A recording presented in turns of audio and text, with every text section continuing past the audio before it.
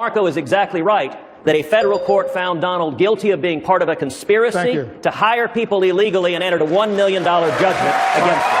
I got along with everybody. You get along with nobody. You don't have one Republican. You don't have one Republican senator, and you work with them every day of your life, although you skipped a lot of time. These are minor details.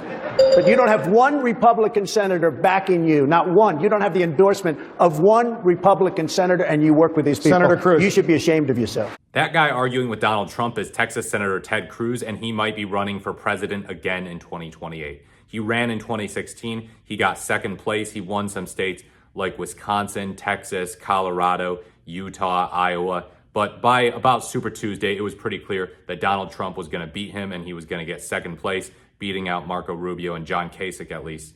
But if Cruz runs in 2028, he might not have to deal with running against Trump. So could he win in 2028 though? That is the question. And a good bit has changed with him besides growing a beard since 2016. He's adopted more of a pro-Trump, fake populist stance on a variety of issues. He's gone more after big tech. He's kind of thrown his hat in with the MAGA crowd rather than with the evangelical crowd. And I know that the evangelical crowd has really sort of outsourced a lot of their thinking and intellectual power to President Trump anyhow. But if you wanted to only appeal to evangelicals and snub Trump and be like, yeah, I'm not a MAGA Republican, he could certainly do that too. And he's chosen not to. He's chosen to be like, yeah, I love Trump, and also I'm pretty Christian. You know, I'm a pretty godly man, but also I love Trump. He's super cool. And forget all that spat we had in 2016. Forget the insults that he dropped on my wife, Heidi.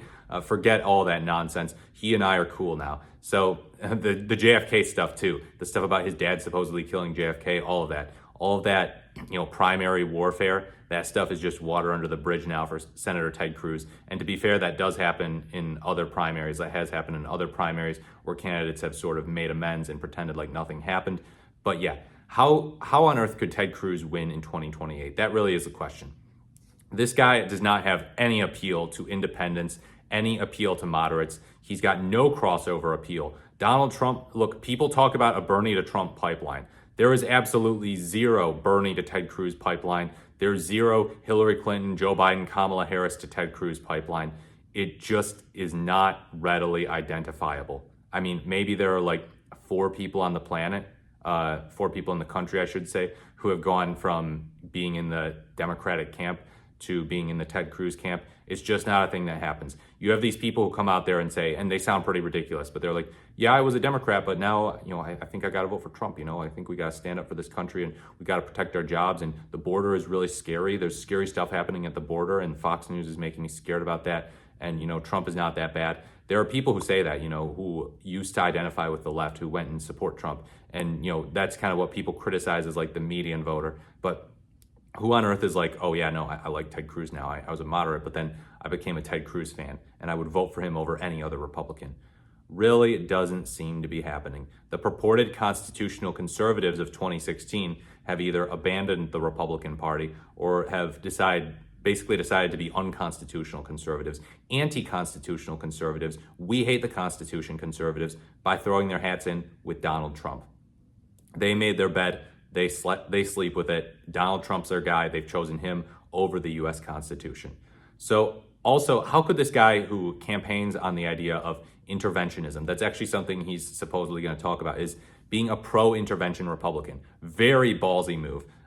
Just being open and being like, yeah, no, what you see is what you get. I'm going to say that I like intervention. Israel is my best friend. My religion commands me to support Israel. He got criticized to hell for saying that by a lot of people in his interview with Tucker Carlson.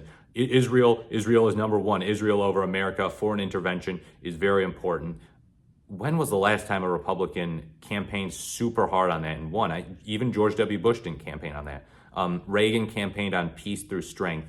But that strength was not so much about bullying other countries and being pro-intervention, but rather by kind of flexing in a very measured way, not explicitly neoconservative, even though he did have some neoconservative policies, such as his intervention in Grenada. But Republicans don't usually act super explicit about their love for war. And so Ted Cruz might be actually setting a trend here, probably a losing trend, by the way, kind of reviving some of the John McCain spirit of like, yeah, no, interventionism is good, but at the same time also cucking super hard to MAGA. You know, McCain was a critic of MAGA, and a lot of people on the left recognize that for all his flaws, he was right when he criticized MAGA, and he did a good thing when he preserved the Affordable Care Act. He made life easier for a lot of people by doing the big and saying, yeah, no, we're not gonna do this to people with pre-existing conditions. So he's got none of the good qualities of John McCain. He's got none of the appeal to, you know, Trumpites who are, you know, purportedly anti-war that President Trump has. He's got some good, I would say, debate skills in terms of being a sophist, kind of similar to J.D. Vance. I don't know who's more charismatic, really. I feel like it's kind of a tie. Vance kind of comes off more as like an edgy daredevil in some ways, and just like a guy, you know, with his like Margaret, I don't really care thing in the interview that he did. Ted Cruz, you can't really think of any super iconic moments that he's had of him, like, you know, being sassy with the media that the right wing just loves.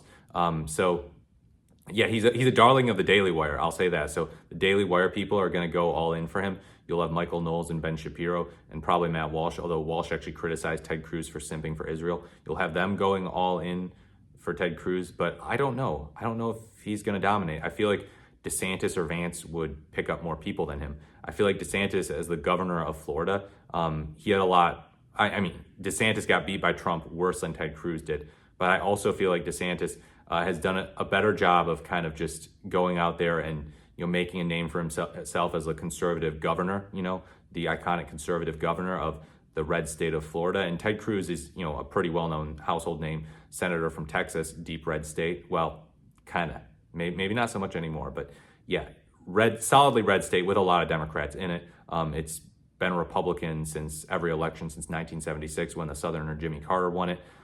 So he is well known, but he's also got kind of a name recognition for just being this guy who's like, yeah, no, I'm super hardcore and I don't like working with people. You saw President Trump there attacking Cruz for basically not getting Republicans to really like him. You know, even Republicans are just like, oh yeah, no, I don't like this guy that much. And Trump has that same quality too. Mitt Romney eventually endorsed Ted Cruz, but yeah, he overall, he didn't win over a lot of people in the Senate. He had a hard time working with people. Even hardcore Republicans that I know were like, you know, I sort of like him on the policies, but the thing is he just has such a hard time getting along with people. You know, he's a bit too much of a debate bro, which probably makes him a good fit for a podcast. But DeSantis, on the other hand, has sometimes tried to reach across the aisle in, for example, protecting the environment in Florida, you know, which is a crucial state for the environment. He's actually talked about the importance of environmental protection measures.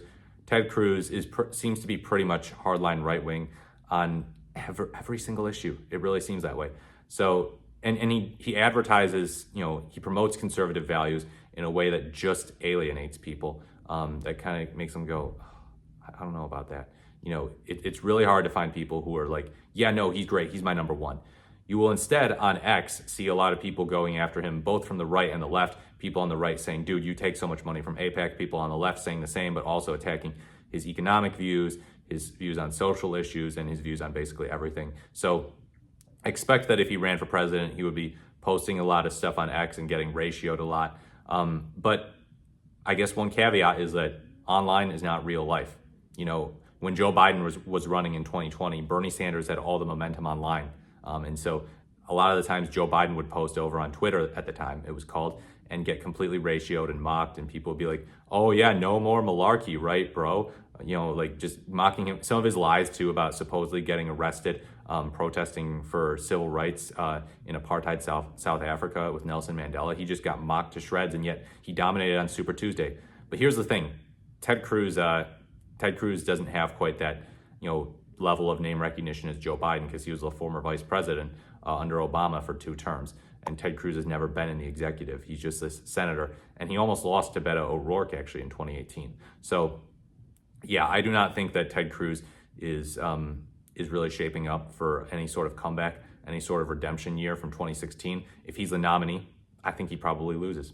If the Republicans somehow nominate them, which I would put their chances of nominating him at about 4% maybe. Let me know what you think in the comments below about Ted Cruz running for president. Do you think he could win the primary or win the general election? Like, comment, or subscribe to the channel. Thank you so much for watching. This is the More is the Merrier, and I look forward to speaking to you in my next video.